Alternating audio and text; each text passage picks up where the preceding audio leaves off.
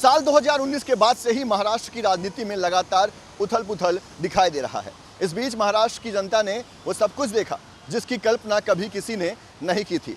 मसलन बाला साहेब की पार्टी का इस तरह से टूटना, एकनाथ शिंदे का उद्धव ठाकरे को छोड़कर बीजेपी में शामिल हो जाना और अब अजीत पवार का शरद पवार को धोखा देकर बीजेपी के साथ सरकार में शामिल हो जाना।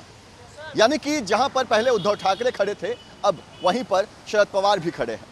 पहले उद्धव ठाकरे मांग कर रहे थे कि उनके जो 16 विधायक हैं उन्हें अमान्य ठहराया जाए। इसकी लड़ाई जो है वो सुप्रीम कोर्ट तक पहुंच गई और अब शरद पवार की तरफ से भी मांग की जा रही है कि जो लोग अजीत पवार के साथ गए हैं उन सभी 8 लोग और 1 अजीत पवार को अमान्य ठहराया जाए। यानी कि जो लड़ाई कल तक उद्धव ठाकरे लड़ रहे थे, अब वही लड़ाई जो है वो शरद पवार लड़ रहे हैं। हालांकि ये पहली बार नहीं हुआ है जब अजीत पवार शरद पवार को धोखा देकर बीजेपी के साथ चले गए हों, लेकिन जब इससे पहले ऐसा हुआ था तब शरद पवार ने महज 24 घंटों में सब कुछ कंट्रोल कर लिया था। सारे विधायक शरद पवार के साथ आ गए थे और अजीत पवार को मजबूरन शरद पवार के साथ आना पड़ा, उनकी बात माननी पड़ी। लेकिन क्या एक बार फिर से शरद पवार वो जादू दिखा पाएंगे या फिर इस बार अजीत पवार की तैयारी पूरी है? ये सभी घटनाक्रम चल रहे हैं। इस बीच देवेंद्र फडणवीस की महाराष्ट्र भर में उनके कार्यकर्ता ज़बरदस्त तारीफ कर रहे हैं।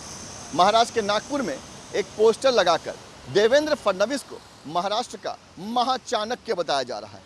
हालांकि एक पोस्टर सेना भवन के बाहर भी लगा है। सेना भवन के बाहर लगे इस पोस्टर में महाराष्ट्र की जनता की तरफ से कहा जा रहा है कि अब महाराष्ट्र की राजनीति जो है वो बहुत गंदी हो चुकी है। ऐसे में राज ठाकरे को उद्धव ठाकरे के साथ आ जाना चाहिए। अब तक जो घटनाक्रम हमने देखा, इसके बहुत सारे जो आफ्टर इफेक्ट्स हैं वो फिलहाल आने बाकी है। यानी कि जो पिक्चर शुरू हुई है उसका क्लाइमेक्स बाकी है और उम्मीद की जा रही है कि ये क्लाइमेक्स बहुत दिलचस्प होगा, सरप्राइज से भरा हुआ होगा। वीडियो जर्नलिस्ट अनिल शिंदे के साथ पंकज मिश्रा, न्यूज़ नेशन, मुंबई।